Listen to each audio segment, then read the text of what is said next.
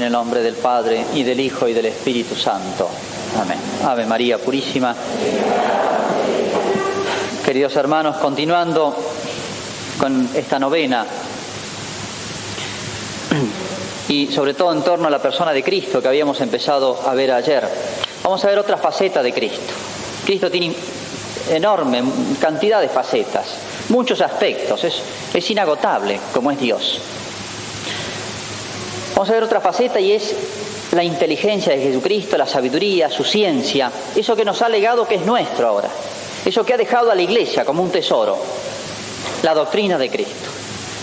Que ya de entrada encontramos en esto un milagro, previo a cualquier análisis. Cristo nunca en su vida escribió nada, no hay un solo renglón escrito por él.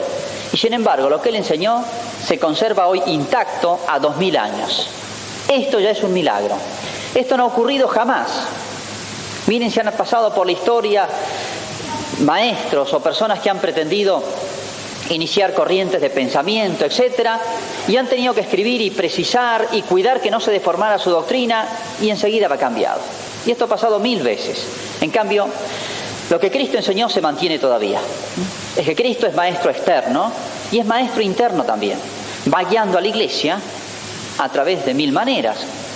Por la gracia del Espíritu Santo, está el vicario de Cristo que sigue enseñando el magisterio de la Iglesia, de manera que su doctrina, sin necesidad de escribir un renglón, se mantiene íntegra. Ahí tenemos de entrada ese gran milagro de Cristo maestro de toda la humanidad. San Pablo decía que, hablando del defecto tan común entre los hombres, dice, un defecto muy común, dice, buscan maestros conformes a sus pasiones. Gran mal de la humanidad. Buscar maestros conformes a nuestros gustos. Hacerse una religión a su manera, a su medida. Y esto pasa hoy como pasaba en tiempos de San Pablo. ¿Cuántos maestros aparecen a través de la historia? Y hoy nosotros hemos conocido cuántos grupos religiosos nuevos, cientos y cientos, porque ya son cientos las sectas que aparecen. Y cada uno dice tener la justa. Recién ahora descubrir la verdadera doctrina que al hombre lo hace feliz, que lo guía al cielo, que da el sentido de su vida.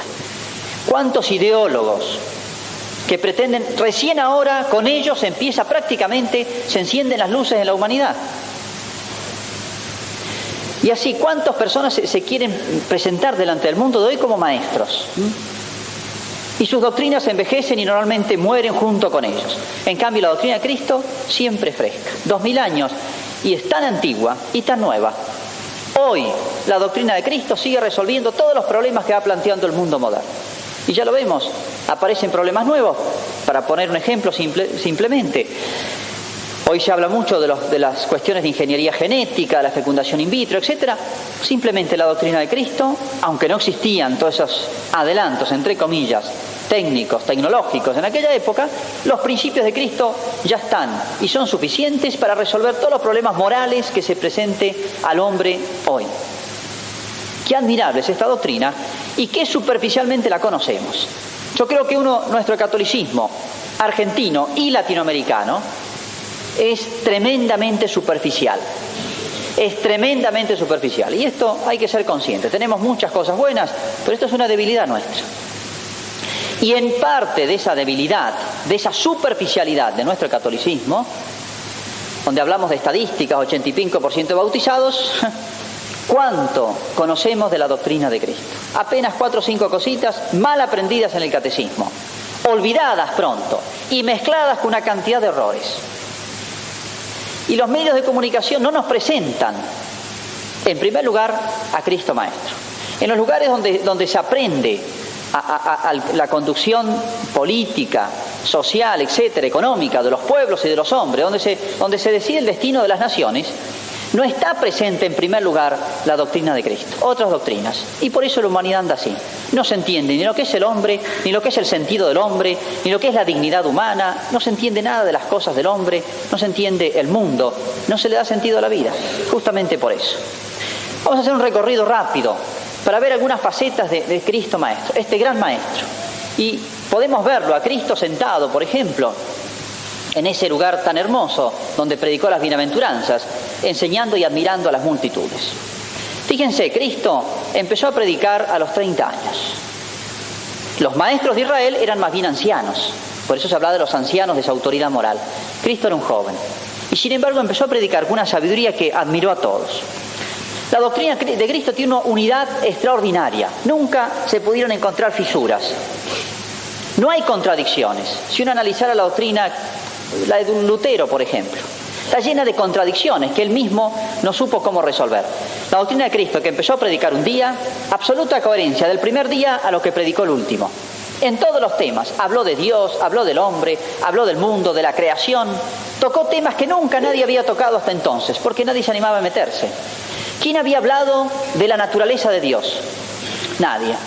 Lo más que se decía es que Dios es infinitamente grande, que está más allá de lo que es visible, y conjeturas o se echaba un manto de misterio sobre eso. No sabemos lo que hay más allá. Cristo habló con toda soltura de la naturaleza íntima de Dios. Habló de la Trinidad. Esto era una novedad absoluta. Y habló de cosas que nadie se había animado sino a hacer conjeturas. El destino de ultratumba. ¿Qué pasa después? Habló del juicio, de la inmortalidad del alma, la resurrección, cómo va a ser el estado de la vida eterna. Esos temas que nos parecen hoy tan familiares, sin embargo, fue una novedad absoluta. Y el mundo moderno, a medida que se aleja de Cristo, los va ignorando. Y por eso ese estado de angustia que uno ve en el hombre de hoy. Qué admirable la doctrina de Cristo por su capacidad de adaptación y universalidad. Es para todos. No fue una doctrina judía, es una doctrina universalísima. Todos los pueblos enseguida se sintieron como en su casa, se sintieron interpretados por las palabras de Cristo. Y pronto, sin ninguna dificultad, entró en todos los campos. Lo aprenden los niños y lo asimilan los niños. Resuelve los interrogantes de los jóvenes, de las personas adultas, de los que están frente a la muerte.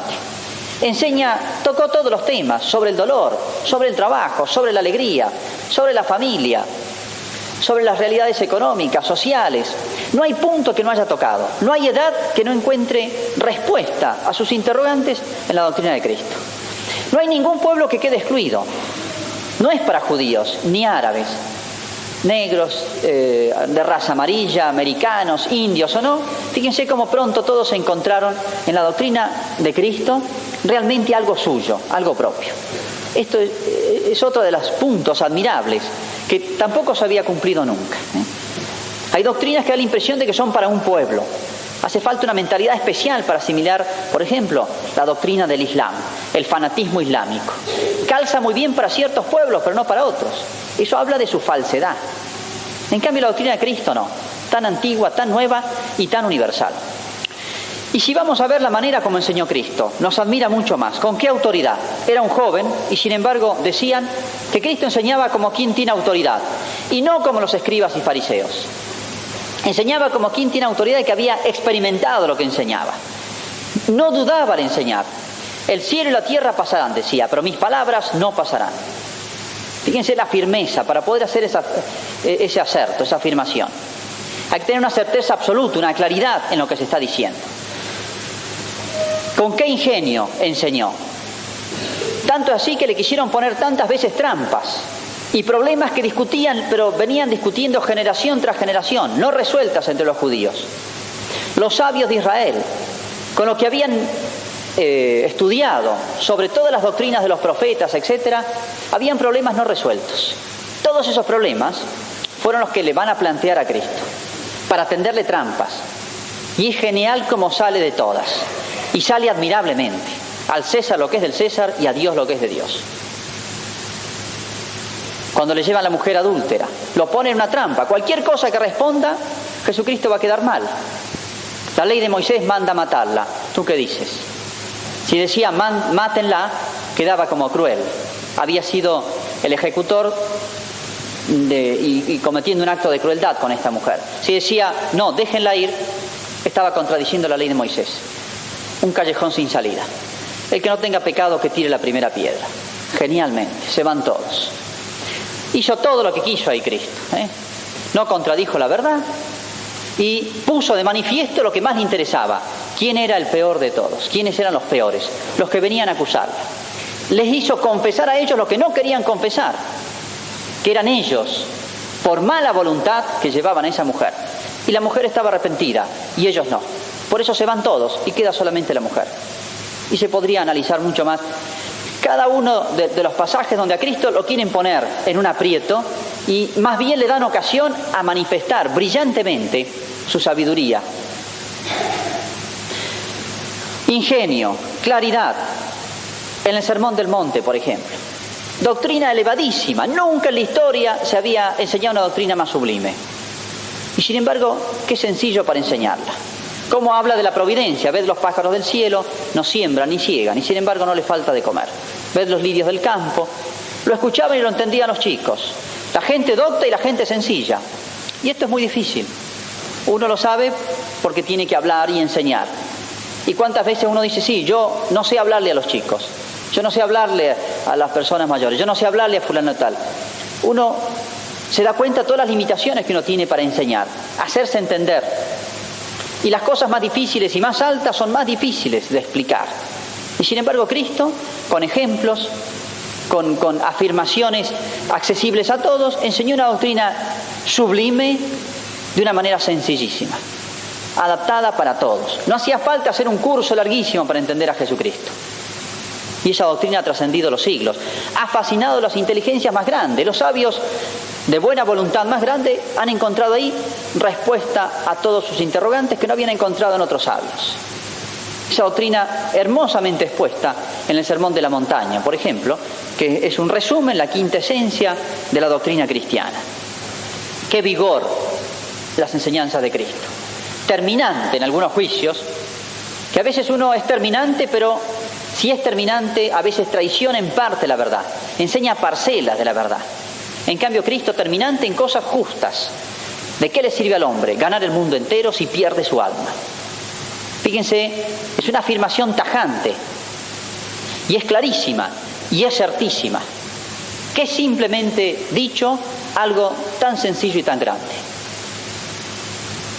¿De qué le sirve al hombre ganar el mundo? Eso ha convertido cuántas almas.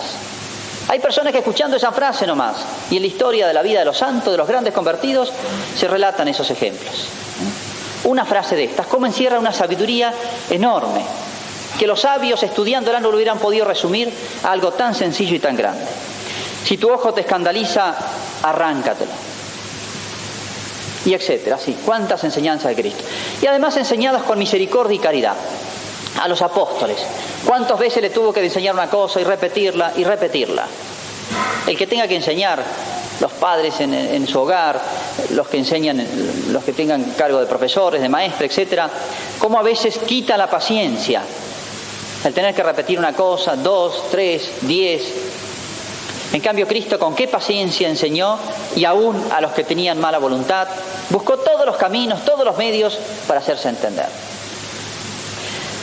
Jesucristo era la sabiduría encarnada y sin embargo no pensó que era rebajarse, dedicarse a enseñar a los niños, a los jóvenes, a las personas más rudas.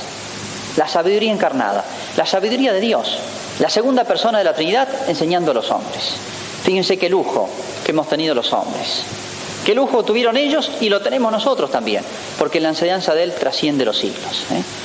Se puede decir que toda la enseñanza de Cristo está orientada a una sola cosa, a llevarnos al cielo. Por eso, ya desde chico Jesucristo dice que se quedó en el templo, era un adolescente, y dice que toda la gente ahí se admiraba de su doctrina, quedaban todos extasiados de su doctrina. La vocación de enseñar para llevar las almas del cielo, la vocación de dibujarnos el camino de la santidad y el camino del cielo, el sentido de la vida que tanto se ha perdido hoy, ha sido uno de los aspectos fundamentales de la encarnación de Cristo. Si vino a la tierra, podemos decir, fue para ir a la cruz, pero también podemos decir, si vino a la tierra fue para enseñar. Y nosotros, sentados a los pies de Cristo, tenemos que hacer como María. Sentado a los pies de Cristo, escuchaba sus palabras con gusto, enseñaba con gusto. Dice la Escritura que todos se admiraban de las palabras que salían de su boca. Y más aún, en una oportunidad, escribas y fariseos que ya sentían envidia de la sabiduría de Cristo, le mandan para tenderle una trampa. Se ve que con algunas preguntas capciosas para hacerle, y resulta que los que le han mandado a tenderle esta trampa vuelven y no le han dicho nada. Los retan los hombres estos, y ¿qué contestan los emisarios? Dice, es que jamás hombre alguno habló como este hombre. jamás hombre alguno habló como este hombre.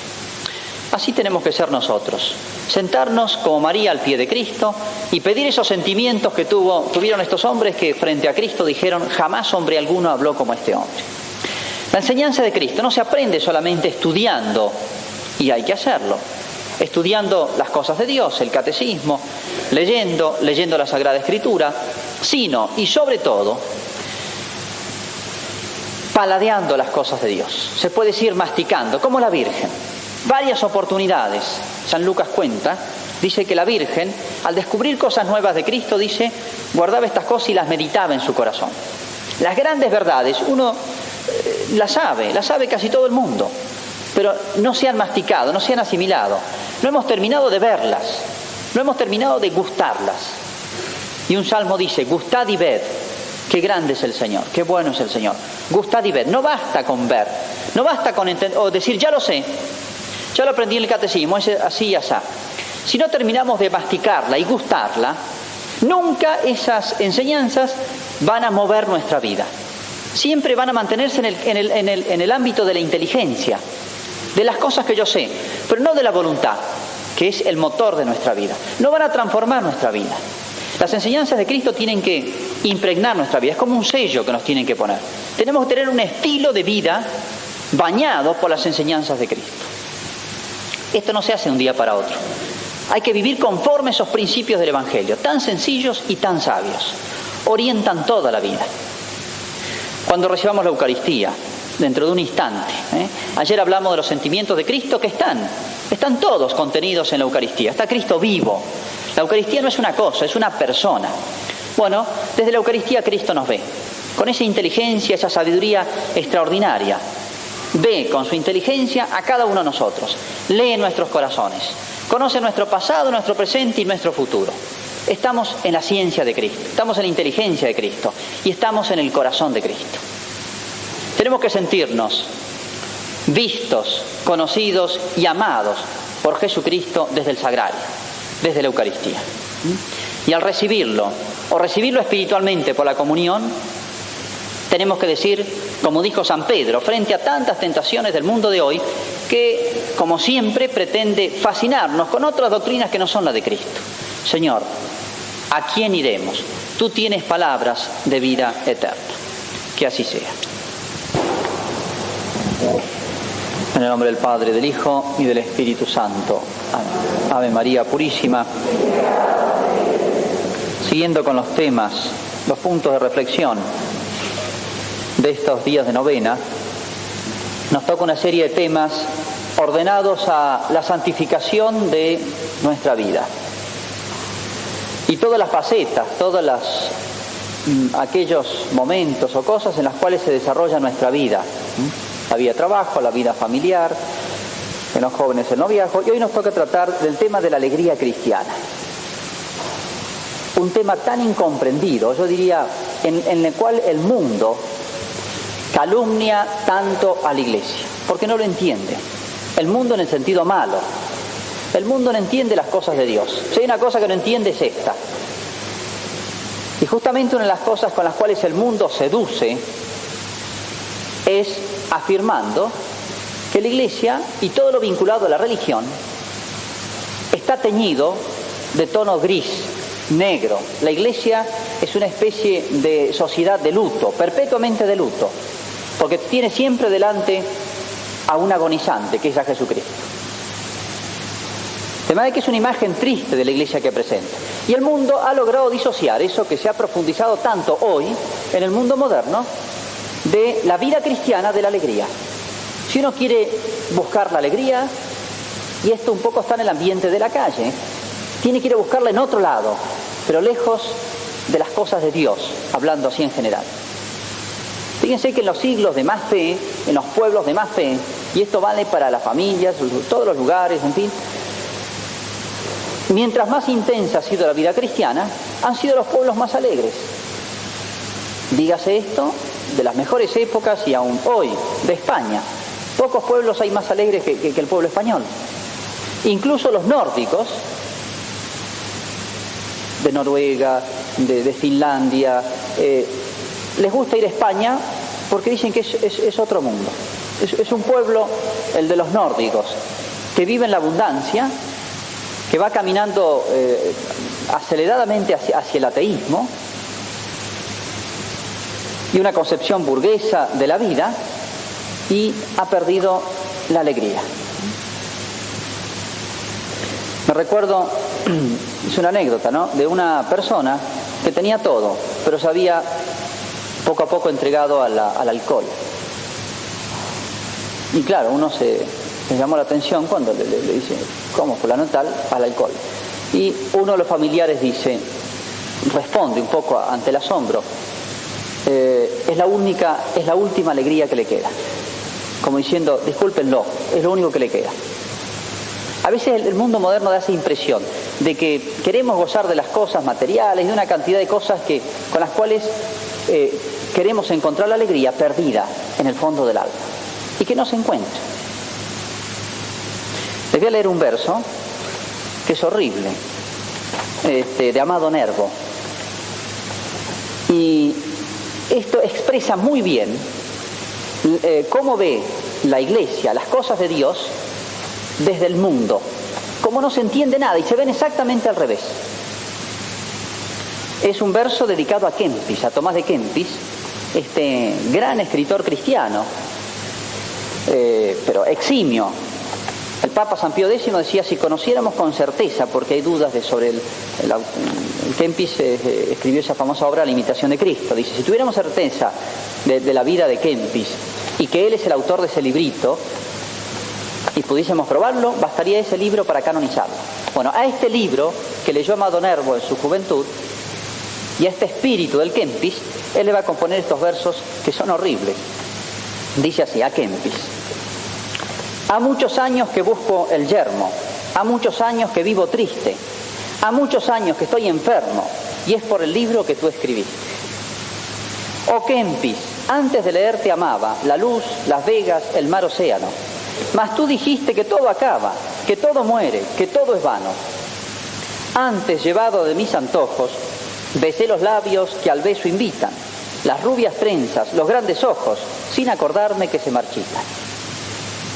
Mas como afirman doctores graves, que tú, maestro, citas y nombras, que el hombre pasa como las naves, como las nubes, como las sombras, huyo de todo terreno lazo, ningún cariño mi mente alegra, y con tu libro bajo el brazo voy recorriendo la noche negra.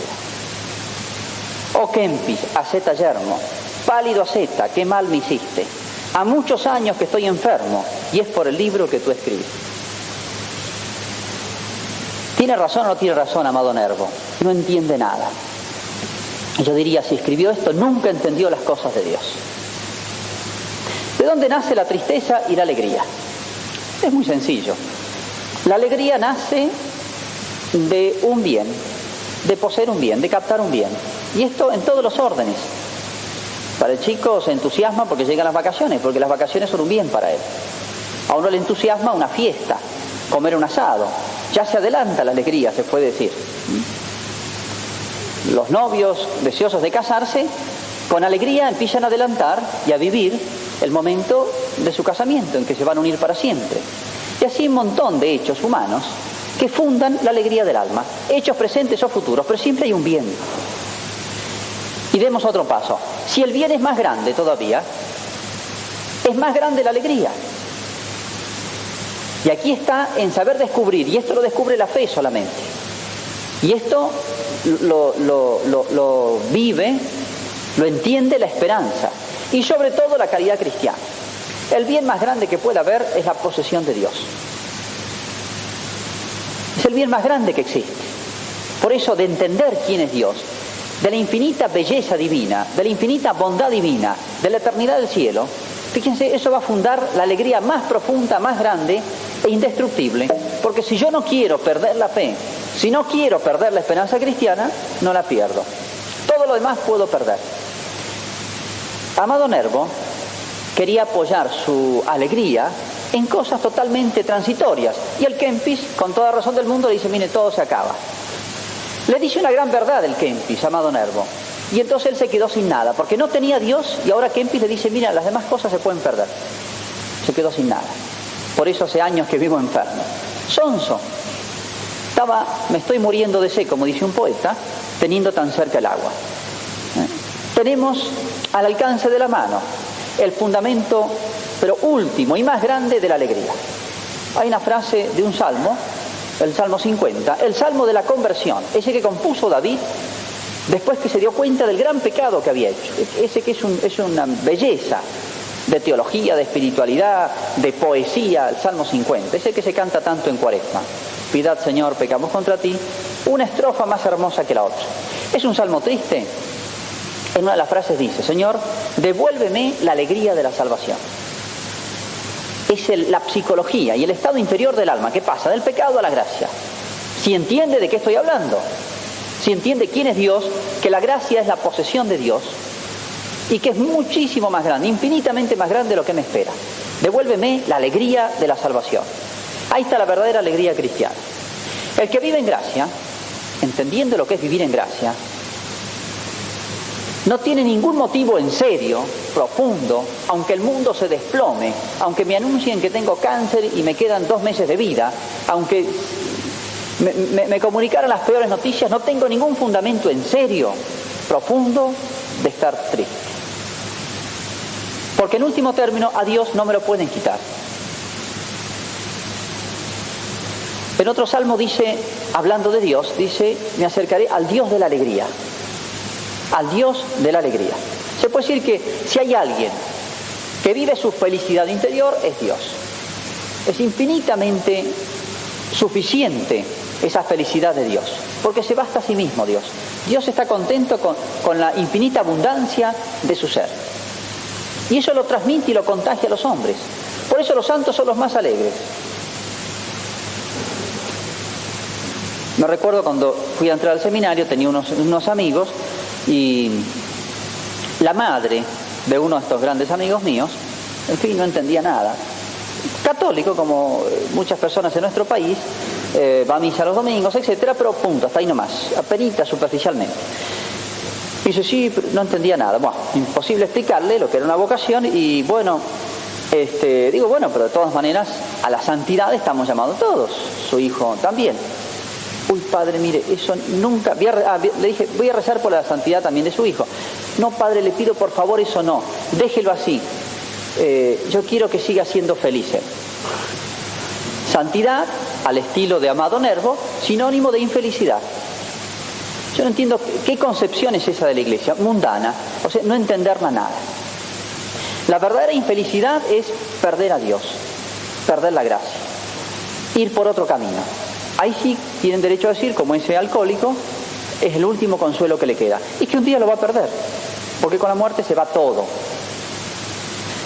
Me has dado, dice otro salmo, con esa alegría, con esa sabiduría propia de la Sagrada Escritura, me has dado más alegría, dice a Dios el salmista, que si abundara en trigo y en vino. Eso en el lenguaje judío es muy claro. Me has dado más alegría, o sea, con su presencia, Dios, con la gracia, con la esperanza de la vida eterna, con la seguridad de estar unido a Dios en esta tierra. Me has dado más alegría que si abundara en trigo, o sea, si tuviera riquezas, y en vino, o sea, si me pasara de fiesta en fiesta. ¿Y la tristeza de dónde viene? De lo contrario, de un mal. De un mal. ¿Y un cristiano tiene derecho a estar triste? Y aquí voy a hacer una aclaración. Sí, Cristo estuvo triste. Lloró cuando murió su amigo Lázaro. Había un motivo de tristeza, era un mal. Su amigo se separó de él. Y en la pasión, en la oración del huerto, lo dijo él mismo: mi alma está triste hasta la muerte. ¿Es legítima la tristeza en un cristiano? Sí, si lo fue en Cristo. Pero tiene que haber motivos reales de tristeza. Males verdaderos. Uno puede sentir tristeza perfectamente, y es perfectamente cristiana. Yo diría, es más, es signo de realmente de entender los valores cristianos, sentir tristeza por los verdaderos males. Por ejemplo, un padre y una madre pueden sentir tristeza por un hijo que no anda como ellos quieren. Uno puede sentir tristeza por la patria, por los niños, por los jóvenes, por las familias mal constituidas o que no andan en armonía. Uno puede sentir tristeza por la iglesia, que está débil.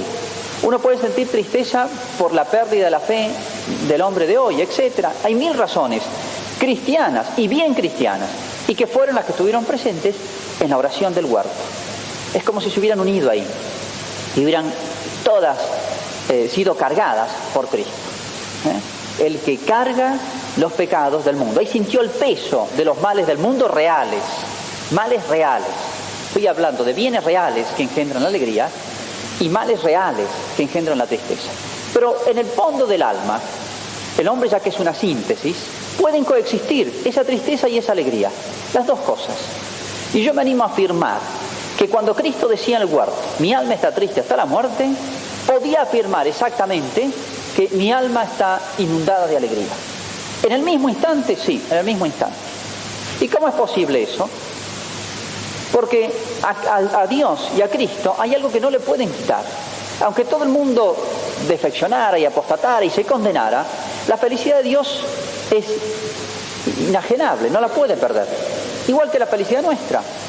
Entonces, las dos cosas se dan en el mismo sujeto, porque somos una sola persona. Se dan dentro nuestro.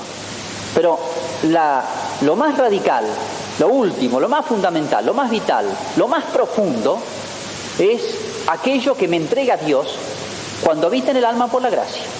Aquello, esa posesión de Dios que me da la fe, la esperanza y la caridad. San Pablo decía, estad siempre alegres.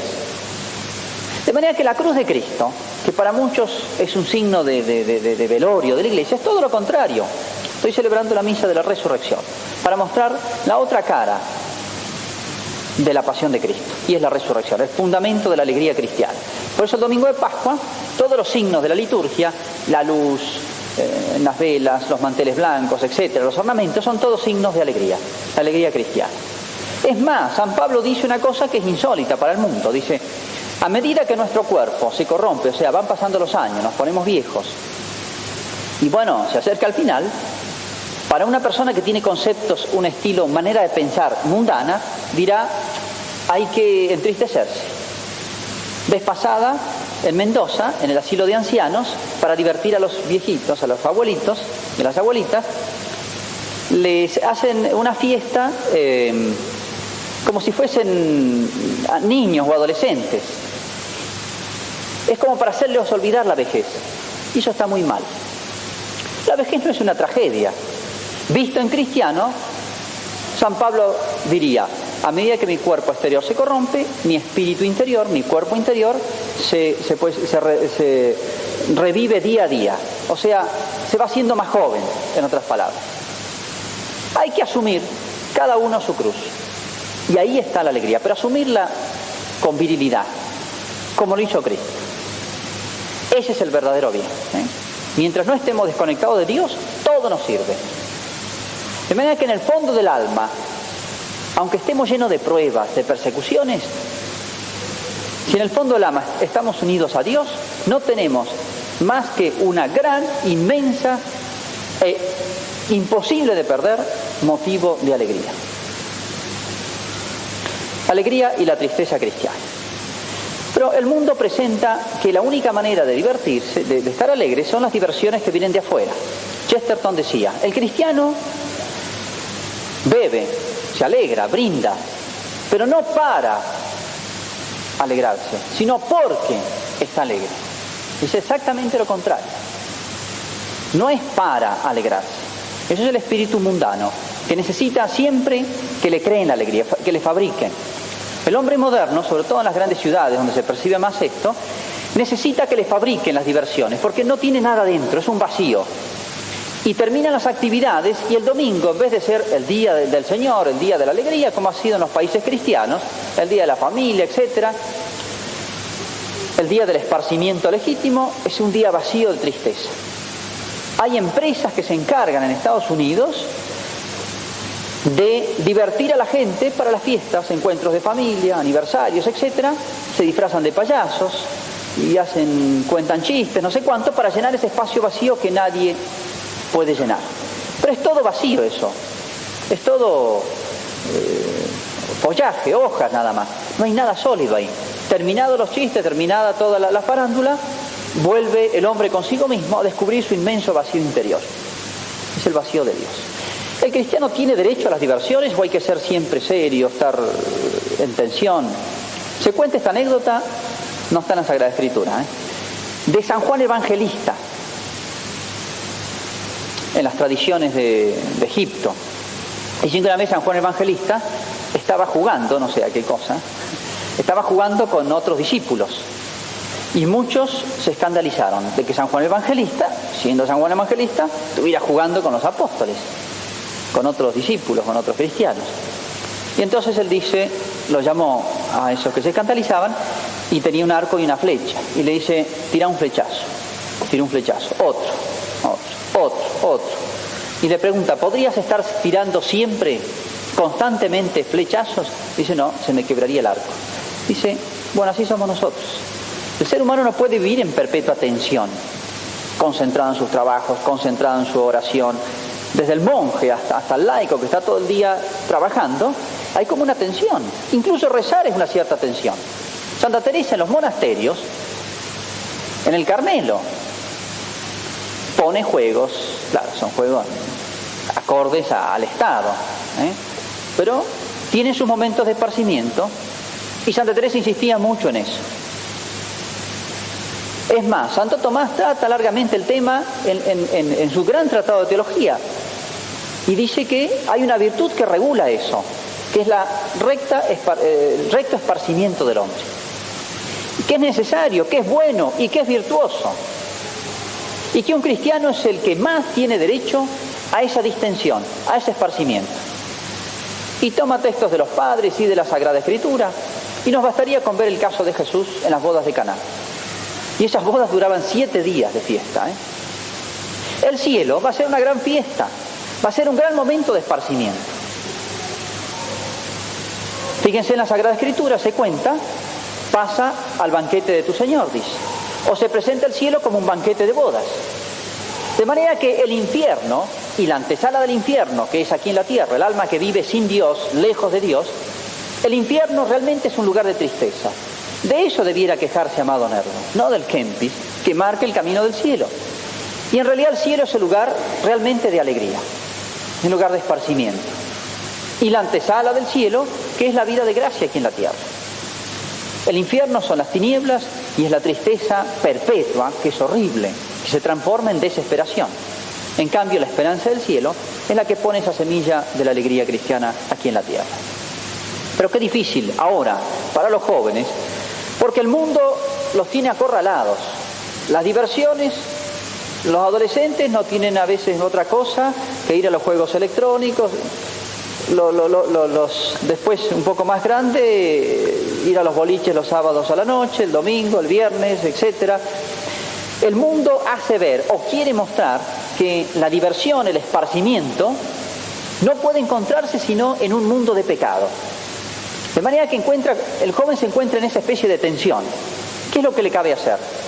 Bueno, hay que crear entre los jóvenes microclimas. Que los jóvenes que piensan lo mismo se juntan, se reúnan e inventen. Si acá basta una mínima. No hace falta tener muchas cosas externas realmente para divertirse, porque es un estado del alma. La alegría es un estado del alma. Y a veces basta el trato con un amigo para ya pasar una buena tarde. No hay que pensar entonces, y sobre todo esto para los jóvenes, los adolescentes, esa idea que nos ha creado el mundo de hoy, que la diversión y la alegría es sinónimo de vida poco cristiana, o nada que ver con las cosas de Dios, con la fe, o con la vida de la gracia, o totalmente contrario. Y que para divertirse y alegrarse hace falta mucho dinero, muchas cosas materiales, todo un aparato montado. No hace falta nada de eso. Hace falta esencialmente que la voluntad, el querer, la inteligencia estén ordenadas a Dios. Y entonces sí que soy el que más tengo derecho a alegrar.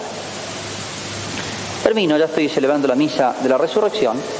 Otro gran momento de alegría que hubo sobre la tierra, y lo anunció un ángel. Y lo decimos todos los días cuando rezamos el rosario. Es la anunciación. Las palabras con que saluda el ángel a la Santísima Virgen es Jaire María. Nosotros decimos Dios te salve María, o el ave de los romanos. Pero la palabra que usa es Jaire. Jaire significa alégrate María. Ahí está el fundamento más grande de todos. Esta joven, que era la Santísima Virgen, fue la más alegre, la más dichosa y la más feliz de las mujeres de Israel. ¿Por qué? Porque el Señor está contigo. Llena de gracia, el Señor está contigo. Ahí está el fundamento de la alegría cristiana, tan fácil de adquirir e imposible de perder si nosotros no lo creemos. Que así sea.